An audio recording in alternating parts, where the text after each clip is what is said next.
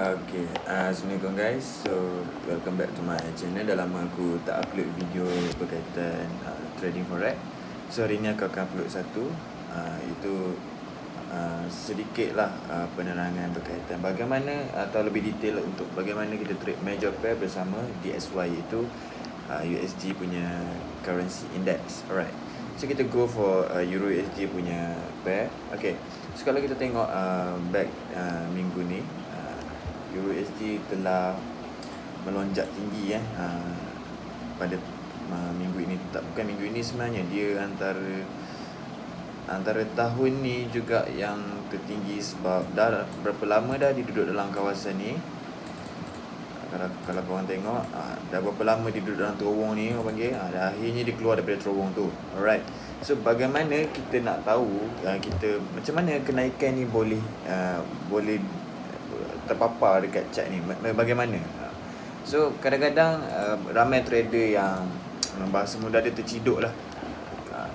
Banyak terciduk tengok kalau ada rasa nampak naik tinggi tu, dia orang pun cocok sell, rasa rendah buy. Okey, sebenarnya cara-cara macam tu saya boleh kata itu adalah teknik atau cara lama. Itu orang panggil apa? Buy support, buy maksudnya the lowest price and then kita sell the highest price. Alright. Memang betul, benda macam tu memang betul. Kita sell kat tempat tinggi, siapa nak jual tempat harga rendah? Betul, mesti tempat harga tinggi. Alright. Tapi kita kena based on market structure. Market structure ni macam mana? Kita kena based on semua benda. Contoh paling mudah kalau major pair bagi saya adalah tengok balik currency USD punya index. Alright. So, bagaimana kita nak tengok? Okay, macam saya ajar satu video sebelum ni, mungkin kalau korang tak perasan, mungkin korang tak berfaham, sebab itu adalah secara overview saja. Okay, kali ni aku akan lebih detail macam mana cara dia untuk trade major pair bersama dengan DXY punya currency index. Alright. So, kalau kita tengok Euro USD, harga dia telah melonjak tinggi naik. So, kita tak tahu kat mana, adakah sama ada kita boleh masuk entry buy atau sell. Alright. So, kita go for DXY. Ini adalah currency index untuk USD. Korang pergi tradingview.com and then korang search DXY, akan keluar US dollar currency index. Tak kisahlah, ambil yang paling atas lah, lagi bagus. Okay, macam aku.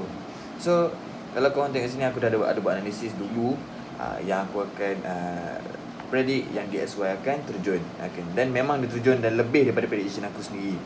Okay, so kalau korang tengok sekarang ni, ada satu bullish.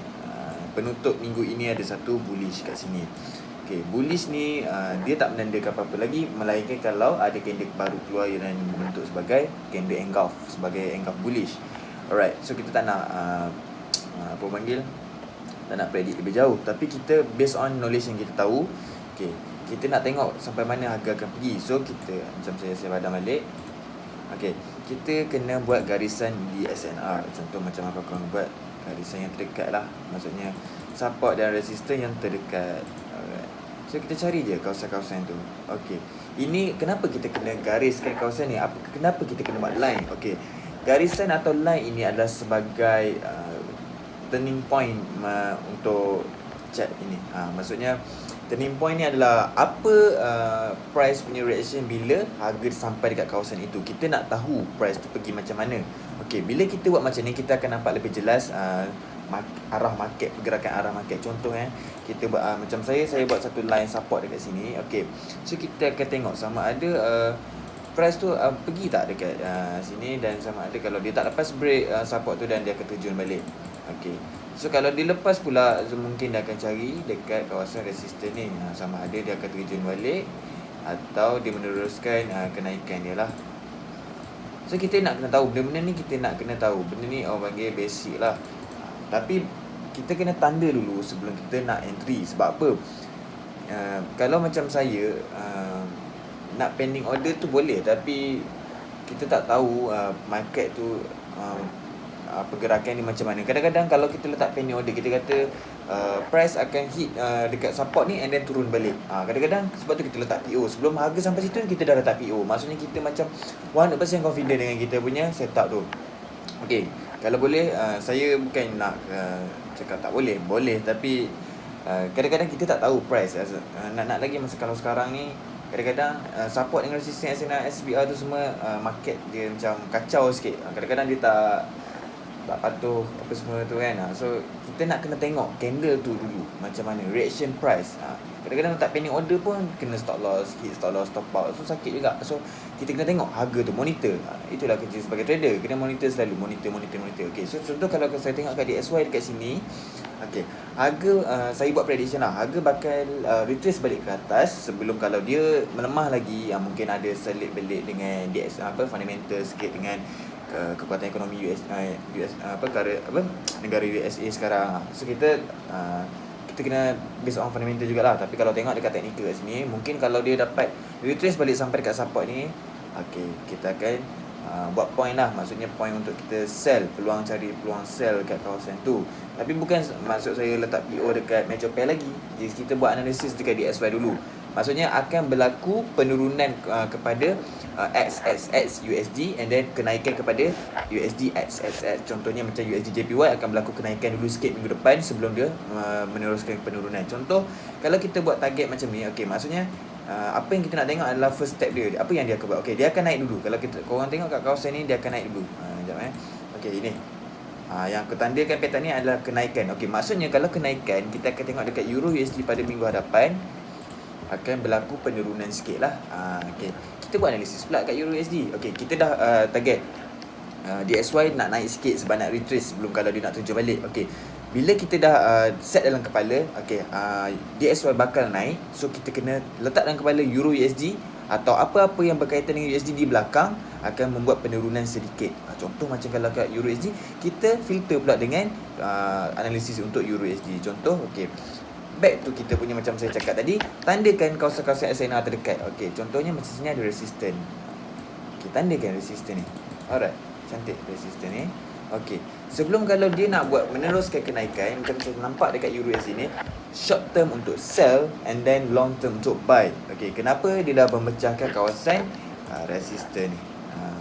Okey, so, saya tak nak tanda lah sebab korang tahulah ada resistance 2 kat sini and then kalau dia nak turun balik, dia sebagai dia retrace saja and then kemungkinan besar dia boleh naik balik. Okey. Kemungkinan besar boleh naik balik. Macam itulah. Tapi kita tak tahu, kita cuma predict dulu. Kita kena tengok candle tu bergerak macam mana. Bukan ada orang cakap kalau kita dah tahu harga nak turun balik kat resistance tu, adakah kita boleh sell? Okey, jawapan saya senang je. Boleh nak sell, tapi korang kena depends on korang punya risk reward ratio. Okey, sebab kenapa? Kalau daripada harga sekarang ke sini, korang kena tengok berapa pip. Berapa pip. Kalau 30 pip, kalau risk reward korang 1/2, maksudnya korang punya stop loss adalah 15 pip. Adakah berbaloi 15 pip stop loss? Mungkin kalau dia retrace sikit ke atas, hit stop loss and then korang rugi. Okey, adakah berbaloi? Kena tengoklah, kena depends on korang punya risk reward. Kalau macam saya lebih suka 1/3. Macam kalau saya tengok peluang untuk sell sejauh lebih kurang 70 hingga 80 pip, and then stop loss dekat 25 macam tu, okay, saya rasa berbaloi dan saya akan buat cari setup untuk sell lah. Kita nak cari setup sell pula. Kalau nak sell ni, kita kena tengok lah candle tu macam mana. Adakah dia membentuk sebagai candle anchor, bearish, atau orang panggil senang candle reversal. Okay, kita nampak dia dah nak turun, ada keluar sebatang candle merah menutupi candle hijau, ini baru kita boleh nak sell. Okay, itu cara dia. Kalau macam ini Euro USD, kita dah target USD untuk menguat sedikit, so kita akan target Euro USD akan menurun lah. Dia benda ni terbalik tau dengan DXY. Itu cara dia. Bukan kalau kita single analisis untuk teknikal dalam major pair saja tanpa menggunakan DXY, kita pun tak tahu kekuatan US dollar tu sendiri. Okay, yang kedua kita akan tengok USD JPY pula.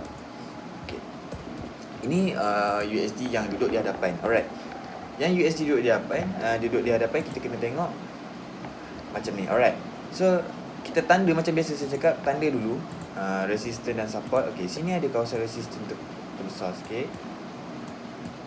Okay, dan ini ada kawasan support. Okay, senang je kita masuk sini. Alamak, tak lawa dah pula. Okay, kita tengok kat situ. Okay, ada satu kawasan di mana ada support dan resistance, dan harga sekarang sedang naik. Okay, kalau korang tengok teknikal, secara teknikalnya dekat daily pun boleh atau H-form boleh, tak kisahlah tu. Okay, saya jangkakan harga candle yang hijau sebatang ni menunjukkan buyer dah kuat naik ni. Okey. So kalau dia close sebagai candle hijau ni, tak boleh nak atau memang melebihi lah candle merah ni, berapa batang dia melebihi ni. So dia dah terbentuk sebagai candle reversal. Bila berlakunya candle reversal, so secara tak langsung memang dia akan naik lah.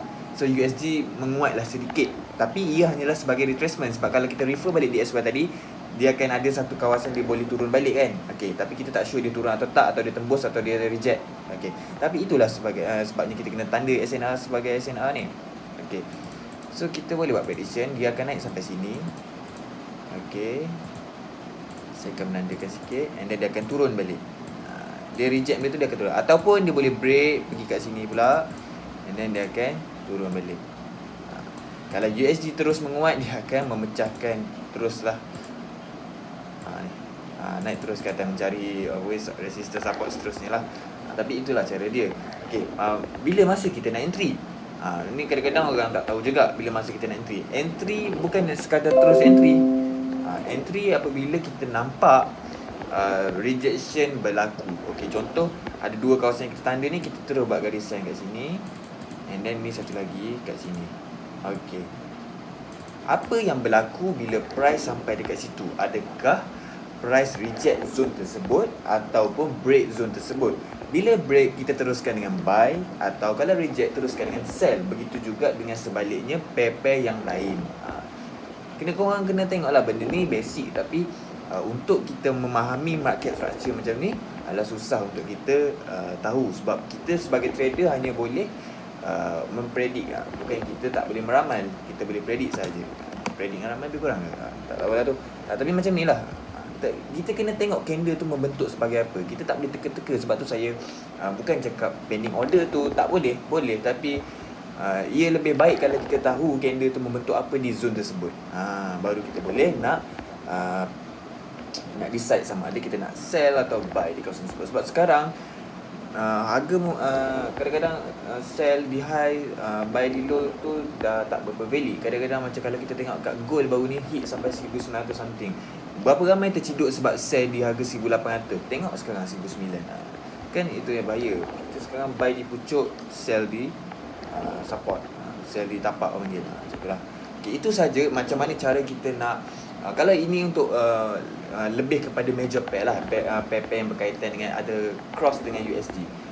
So kita kaitkan dengan dua ni, DXY dengan major pair. So dia senang untuk kita trade. Sebab tu kalau saya lebih prefer untuk kita buat duelist punya screen lah. So senang, kita satu nak analisis untuk DXY, satu lagi untuk analisis untuk major pair. Itu cara saya lah untuk trade major pair.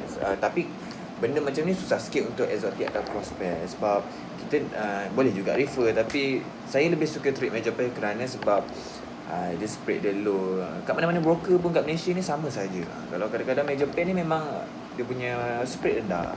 Lagi satu market dia senang kita nampak, pergerakan dia mudah nampak. Macam itulah.